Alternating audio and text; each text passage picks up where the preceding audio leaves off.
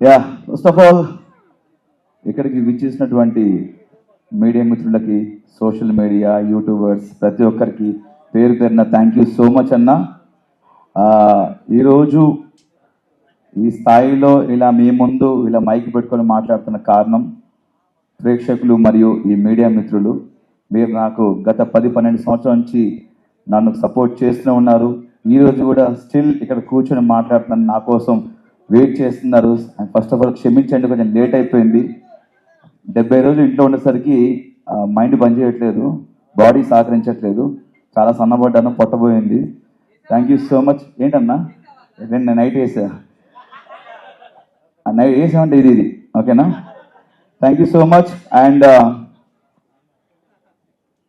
గెలుద్దాం అనుకున్నాను కప్పు, కానీ గెలవలేకపోయాను. It's okay. ఇంత దూరం వచ్చాను, టాప్ 5లో ఉన్నాను, కారణం కూడా మీరే. మీ అభిమానం, మీ ప్రేమ, ఆప్యాయతల వల్ల టాప్ 5లో నిలిచాను. అంటే గెలిస్తే అది ఒక వారం రోజులు, నెల రోజులు, ఇంకో సీజన్ వరకు గుర్తుండిపోద్ది. కానీ ఎంటర్టైన్మెంట్ చేస్తే జీవితాంతం గుర్తుండిపోద్ది ప్రేక్షకుల హృదయాల్లో.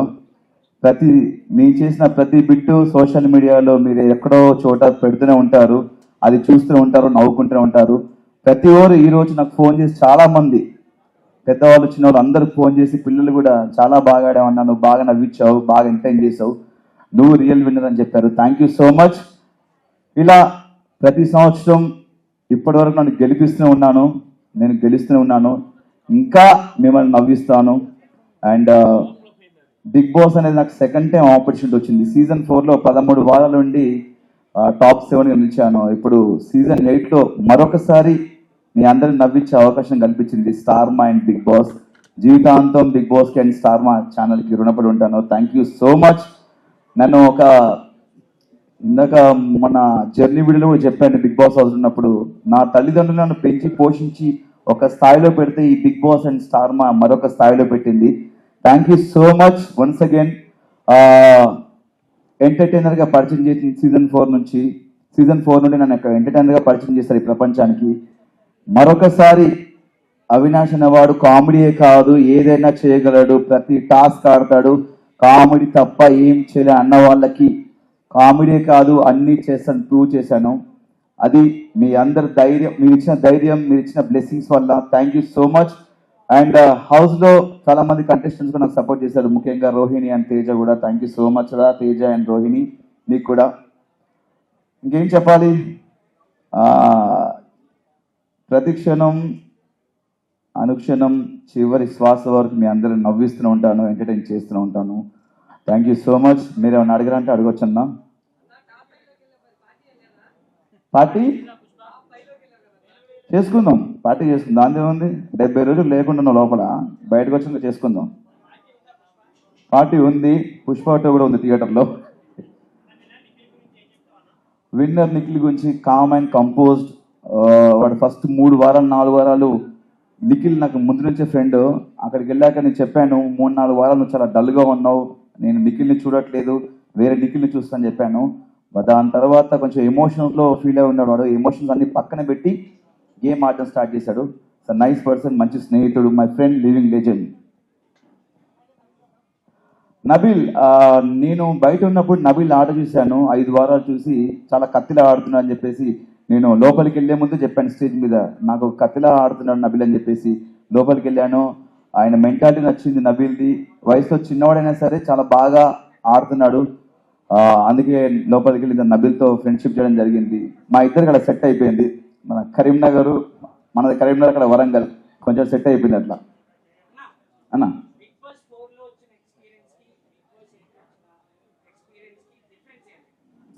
అప్పటికి ఇప్పుడు డిఫరెన్స్ ఏంటంటే, అప్పుడు కొంచెం తెలుసు, కొంచెం తెలియదు.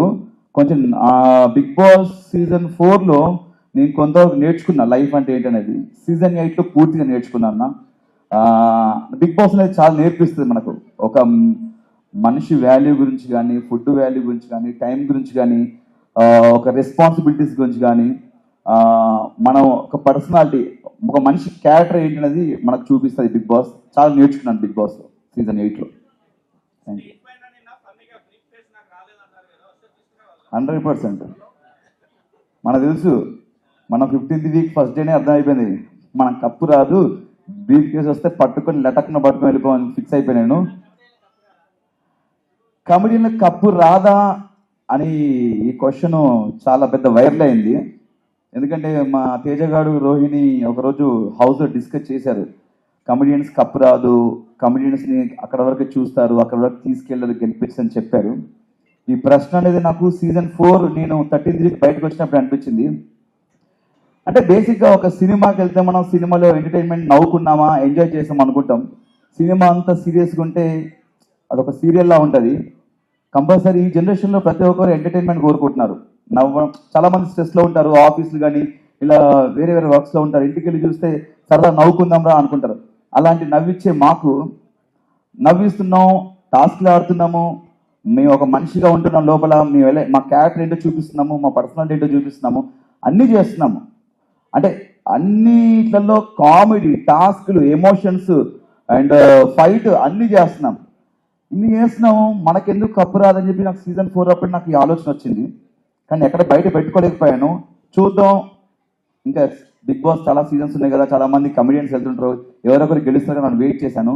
వాళ్ళకు క్వశ్చన్ రేజ్ చేసిన తర్వాత నేను టాప్ 5కి వెళ్ళిన తర్వాత ఒక నమ్మకం వచ్చింది. నాకు టాప్ 5 వరకు వచ్చాను కదా, గెలుస్తూనే ఒక హోప్ వచ్చింది. దాని తర్వాత చూసిన తర్వాత మనకేమో ఇలా సైలెంట్గా ఉండడం, డైలాగ్ చెప్పడం తెలియదు మనకు. ఎక్కడ ఏమనిపిస్తుంది నవ్విపిస్తాం, నవ్వుతాం, ఏదనిపిస్తే మాట్లాడేస్తాం.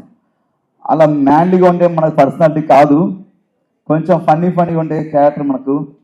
బట్ ఒక విషయం ఏంటంటే, నేను నాకు నేనుగా ఆడి నా ఆట నేను ఆడుకొని టాప్ 5 వరకు వచ్చాను. నామినేషన్స్లో ఉండకపోవడం నాకు తప్ప, వాళ్ళు నామినేట్ చేయకపోవడం తప్ప నాకు తెలీదు. బట్ నాకు నేనుగా ఆడుకొని టాప్ 5 వరకు వెళ్ళాను, ఫస్ట్ ఫైనలిస్ట్ అయ్యాను. ఒక నమ్మకం వచ్చింది గెలుస్తానని. బట్ ఇంకా 15th వీక్ వచ్చిన తర్వాత ఆ నమ్మకం కూడా పోయింది. బట్ జీవితంలో కోరిక ఉండిపోయింది. బిగ్ బాస్లో ఒక కమెడియన్ గెలవాలి, ఒక ఎంటర్టైనర్ గెలవాలి నా కోరిక ఉంది. గెలిస్తే చాలా హ్యాపీ ఫీల్ అవుతా, నేను చాలా హ్యాపీ ఫీల్ అవుతా. నేనే కాదు, ఇలా ఎంటర్టైన్ చేసే కమెడియన్స్ చాలా మంది ఫీల్ అవుతారు. ఎక్కడెక్కడ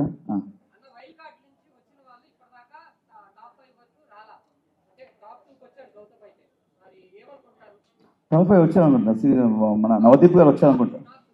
టాప్ 2 రాలేదు. చాలా సంతోషం. ఎందుకంటే ఒక వైల్డ్ కార్డ్కి మనం వెళ్ళినామంటే మన నుంచి ఏదో ఎక్స్పెక్ట్ చేస్తున్నాను. దానికి తగ్గట్టు గౌతమ్, యాక్చువల్లీ నేను అనుకున్నాను గౌతమ్ గెలుస్తానని చెప్పేసి, చాలా హోప్స్ ఉండే. స్టేజ్ మీద కూడా చెప్పాను గౌతమ్ గెలుస్తానని. బట్ నా దృష్టిలో గౌతమ్ కూడా గెలిచినట్టే. ఎందుకంటే ఒక వైల్డ్ కార్డ్గా 6th వీక్లో వెళ్ళి సెకండ్ పొజిషన్ అంటే ఆల్మోస్ట్ ఇస్ అ విన్నర్ నా దృష్టిలో.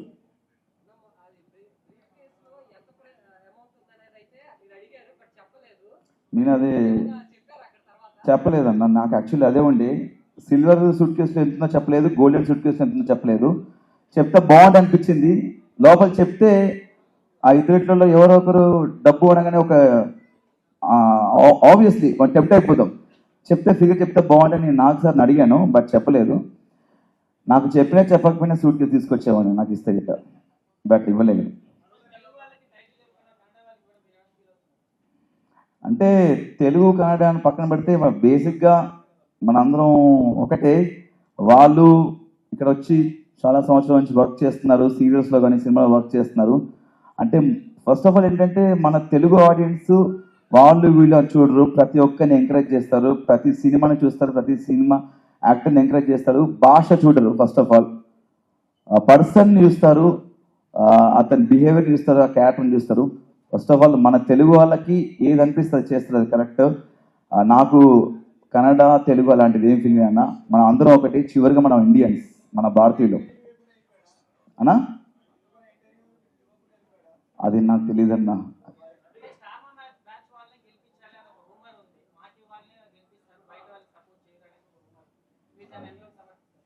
అంటే అది రూమర్ కదన్నా, దాన్ని రూమర్ క్రియేట్ చేశారు కాబట్టి అది రూమరే అనుకుందాము. నాకు తెలియదు యాక్చువల్లీ. నాకు దానికి సమాధానం తెలిస్తే చెప్పేవాను 100%. దాని గురించి మనకు తెలియదు అన్న. ఫుల్ హ్యాపీ అన్న, చాలా హ్యాపీ. ఫస్ట్ ఆఫ్ ఆల్ పొట్ట తగ్గింది కదా, ఇంకా హ్యాపీ ఫీల్ అయిపోయింది. అంటే బేసిక్గా నా వైఫ్కి నా హెయిర్ అంటే చాలా ఇష్టం. బట్ నేను సినిమా అనే పిచ్చితో, సినిమా మీద ప్రేమతో పెంచుకున్నది, ఒక సినిమా కంటిన్యూటీ కూడా. బట్ ఒకసారి ఆటలో దిగిన తర్వాత ఆట కోసం ఏమైనా చేయాలని చెప్పేసి కట్ చేశాను. కొంచెం ఆ హెయిర్ కట్ చేసినప్పుడు చాలా ఏడ్చారండి ఇంట్లో. బట్ ఇట్స్ ఓకే, హెయిరే కదా, మళ్ళీ పెరుగుద్ది.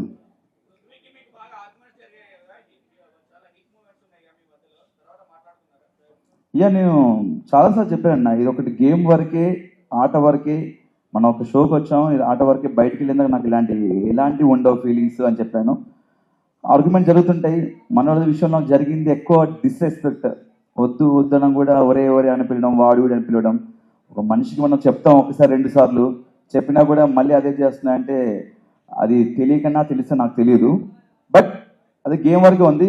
బట్ నాకు మాత్రం పృథ్వీ ఒక మంచి ఫ్రెండ్ అనే, ఇప్పటికి కలిస్తే హాయ్ చెప్తాను, వెళ్ళేటప్పుడు బాయ్ చెప్తాను. ఎస్, పెద్దగా మన అర్థం క్వశ్చన్స్ ఏమి ఉండవు అన్న మనం, ఎందుకంటే మనకి హేటర్స్ ఉండరు, అందరు ప్రేమించే వాళ్ళు ఉంటారు అని నా అభిప్రాయం. ఉంటారా మనకి హేటర్స్? ఉంటారా మనకి? Thank you.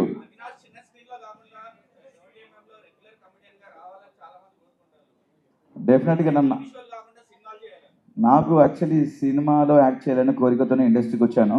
బట్ మనకు టీవీలో అవకాశం వచ్చింది, ఆదరిస్తున్నారు. డెఫినెట్గా మంచి మంచి అవకాశాలు ఉంటే డెఫినెట్గా చేస్తాను. మొన్న స్టేజ్ మీద కోన వెంకట గారు వచ్చారు.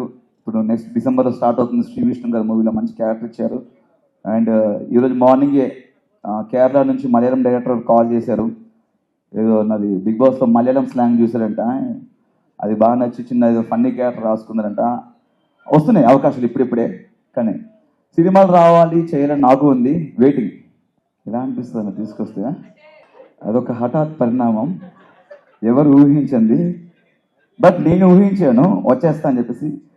అంతే, అంటే సినిమాటిక్ లెవెల్లో మనకి ఎంత ఎలివేషన్ ఇచ్చారు. గన్స్, టార్గెట్ 1, టార్గెట్ 5, టార్గెట్, ఎందుకురా ఇంత ఆగమవుతారు నన్ను తీసుకుపోతే ఏంటి అని చెప్పేసి నా ఫీలింగ్ మనసులో అర్థమైపోయింది. చివరికి గురి మనకే వస్తేనే అయిపోయింది. బట్ అంత గొప్ప హీరో, స్టార్ హీరో మన కోసం వచ్చారు, మనం తీసుకోవడానికి వచ్చారని చెప్పేసి చాలా హ్యాపీ ఫీల్ అయ్యాను.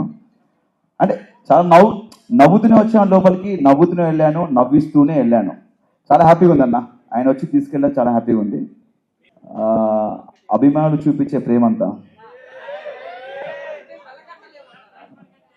ప్రైజ్ మనీ వస్తే అది చెప్పానన్న, నేను హౌస్లో కూడా చెప్పాను. మేము మొత్తం 5 అన్నదమ్ములం మేము. మా రెండో అన్నయ్య కొంచెం 3 ఆడపిల్లలు, కొంచెం ఫినాన్షియల్ స్టాటస్ బాగాలేదు. దాంట్లో పెద్ద అమ్మాయి పెళ్లి చేద్దాం అనుకున్నాను అమౌంట్ వస్తే, బట్ రాలేదు. బట్ అయినా నేను కష్టపడి ఎంతో కొంత సంపాదించి మళ్ళీ తన అన్నయ్య వాళ్ళ పాప కోసం, పెళ్లి కోసం కూడబెడతాం. అంతే కదా, అన్నదమ్ములంగా మనకు సేమ్ ఉంటుంది, అందరికి ఉండదు. బేసిక్గా మా ఫ్యామిలీ కొంచెం బేస్ వాయిస్, అందరికీ బేసిక్గా మా ఇంట్లో అందరి వాయిస్ అలా ఉంటుంది. మా పెద్దనే వాయిస్ నా వాయిస్ కొంచెం సేమ్ ఉంటుంది అనమాట. అండ్ మా డాడీ వాయిస్ నా వాయిస్ కొంచెం సేమ్ ఉంటుంది. విష్ణు గౌడ్ నీకు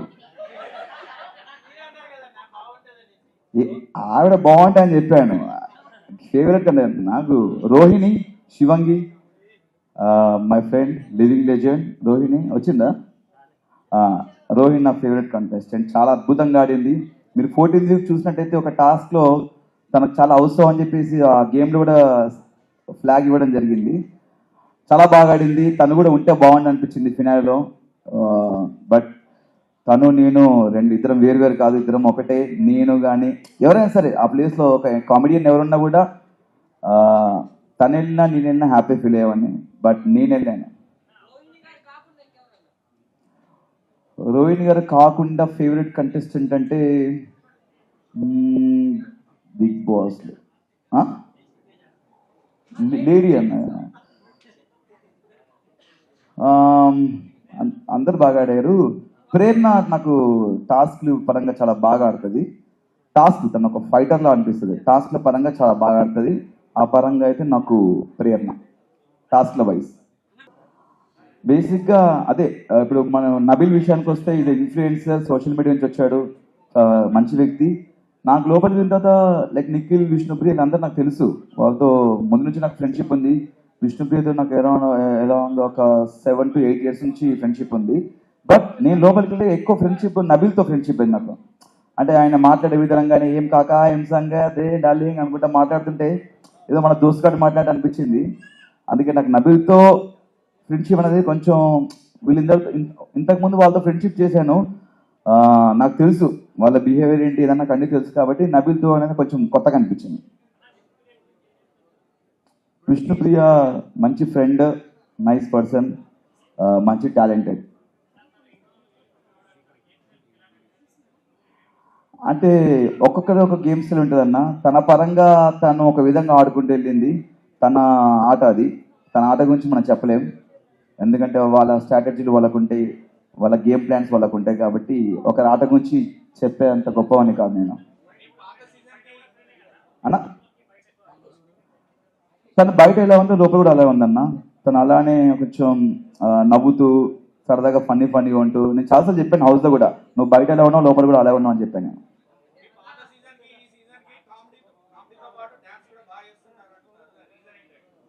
అదే అన్న, మన లైఫ్లో జీవితంలో మనం ముందుకు వెళ్తున్నప్పుడు చాలా నేర్చుకుంటాం. నేను కూడా కామెడీలో కానీ ఒక యాక్టర్గా ఒక నటుడిగా నేను చాలా నేర్చుకుంటూ ముందుకు వెళ్తున్నాను లైఫ్లో. అప్పుడు సీజన్ 4 ఉన్నప్పుడు మనకంత తెలీదు.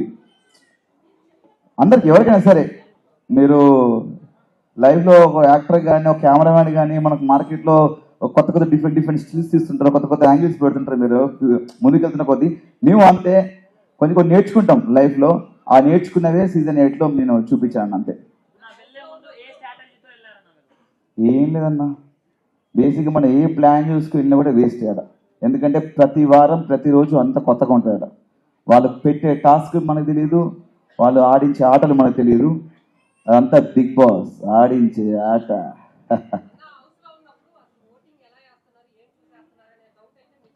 ఎస్ వచ్చింది.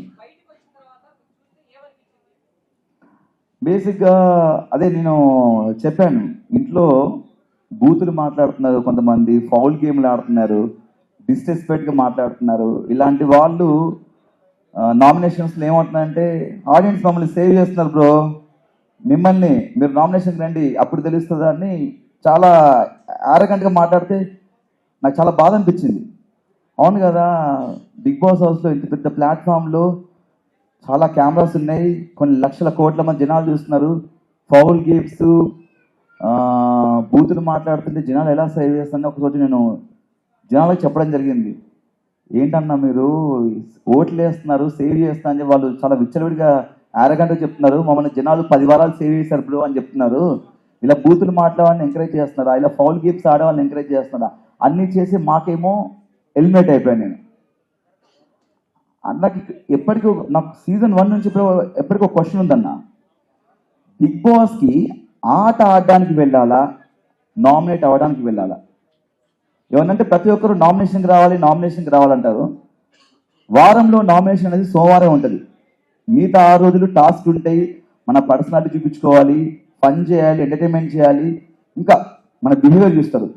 అంటే బిగ్ బాస్కి ఓన్లీ నామినేషన్ కోసం వెళ్ళాలా లేకపోతే ఆట ఆడడానికి వెళ్ళాలని నాకు వచ్చిన డౌట్ వచ్చింది. చాలా మంది నామినేషన్ రాలేవు, నామినేషన్ అంటే భయం అంటారు. నాకు భయం ఉండదు, మీరు చేయండి దాన్ని. హలో, మీరు నామినేషన్ హలో మీరు నామినేట్ చేయండి, నేను దాన్ని డిఫెండ్ చేసుకుంటాను. మీరు నామినేట్ చేయకపోతే నా తప్పు కాదు కదా. అవినాష్ నామినేషన్కి రాడు, అవినాష్కి భయం నామినేషన్ అంటే అలా ఏం లేదు. ఒక వారం ఏమో రోహిణి సేవ్ చేసింది, తను అడగలేదు. ఒక వారం ఏమో 2 వారాలు మెగా చీఫ్ అయ్యాను. నీ ఉన్నది 10 వారాలు, 10 వారాల్లో టికెట్ ఫినాల్ 2 వారాలు తీసేయండి, 8 వారాలు. 8 వారాల్లో 2 సార్లు మెగా చీఫ్ అయ్యాను, ఒకసారి రోహిణి సేవ్ చేసింది, ఒకసారి ఏమో ఇమ్యూనిటీ షీల్డ్ వాడాను, ఇంకోసారి ఎలిమినేట్ అయితే నబిల్ ఎవిక్షన్ షీల్డ్ ఇచ్చి నన్ను సేవ్ చేశారు. మిగతా సార్ నన్ను ఎవరు నామినేట్ చేయలేదు, అది నా తప్పు కాదు కదా.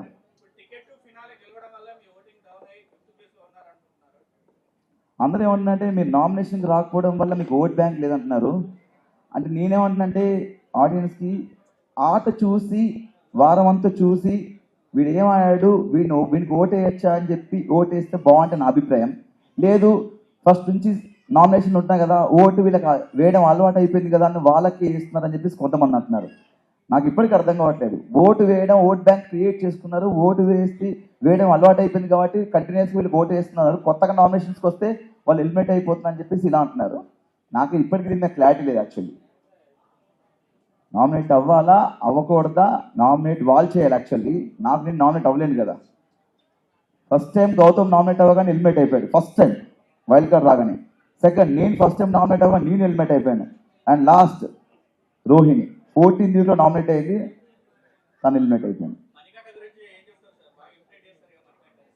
మణికంఠ చాలా నైస్ పర్సన్. నేను అప్పుడు కూడా హౌస్ నుంచి వెళ్ళిపోతుంటే తను ఉండాలని కోరుకున్నాను. తనకి మంచి పాజిటివిటీ ఉన్నప్పుడే తను బయటకు వెళ్ళిపోయాడు అని బయటకు వచ్చినాక తెలిసింది. తను ఉంటే బాగుండేది. మేము వచ్చిన తర్వాత అతనితో కొంచెం ఫన్ చేయించడము, అతనితో సరదాగా ఉండడం చేయడం జరిగింది. Nice cool person. అంటే నేను ఇంకా నిన్నే వచ్చాను కదన్నా, మొత్తం ఎపిసోడ్స్ అన్నా బేసిక్గా నేను చేసినవన్నీ వచ్చాయని చెప్పారన్నా. అంటే లైక్ నేను కొన్ని చేసినా కొన్ని రాకపోవచ్చు, రేటింగ్లో పోతుంటాయి, బట్ ఆల్మోస్ట్ అన్ని కవర్ చేశారు.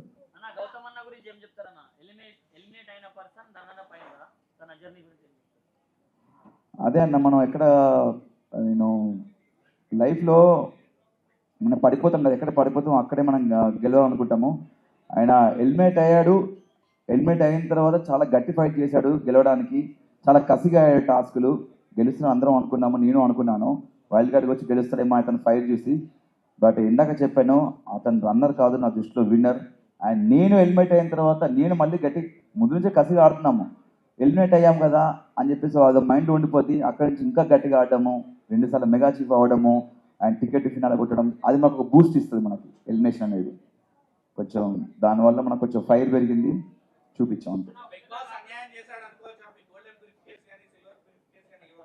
నాకా బిగ్ బాసా తప్పకుండా అన్యాయం చేశారు నాకు. ఆ సూట్ కేసు నాకు ఇస్తే పట్టుకొచ్చా. అప్పుడప్పుడు అనిపిస్తుంది భూమి వెనక్కి తిప్పి ఒకసారి మళ్ళీ మనం వెనక్కి పోతే బిగ్ బాస్ రిక్వెస్ట్ చేసి సూట్ కేసు పంపిస్తామని. థ్యాంక్ యూ సో మచ్ అన్న. ఒకసారి మీకు నా కామెంట్ నచ్చితే ఒక్కసారి గట్టిగా థ్యాంక్ యూ అన్న, థ్యాంక్ యూ సో మచ్. మీ అందరికి పేరు పేరున నేను అక్కడ ప్రతిదీ చేసింది ఆన్ ద స్పాంటినిటీగా అప్పటికప్పుడు ఇవ్వడం, బిగ్ బాస్ చేయమంటే చేయడం, మా కిచెన్ టైమర్ కోసం కానీ ఫంటాస్క్లు కానీ ప్రతిదీ, ఈ ఫ్యామిలీ వీక్లో పెళ్లి చూపులు కాన్సెప్ట్ కూడా అప్పటికప్పుడు అనుకుంది నేను, రోహిణి, తేజ, ప్రతి ఒక్కరికి థ్యాంక్ యూ సో మచ్ అన్న. మీ ప్రేమ ఆప్యాయతలు నాకు నిజంగా కప్పు గెలవడం ఇంపార్టెంట్ కాదు నాకు. డెఫినెట్గా నేను మళ్ళీ చెప్తున్నాను, కప్పు గెలిస్తే అదో నెల 2 నెలలు 3 నెలలు గుర్తుంటుంది, ఇంకో సీజన్ వరకు గుర్తుంటుంది.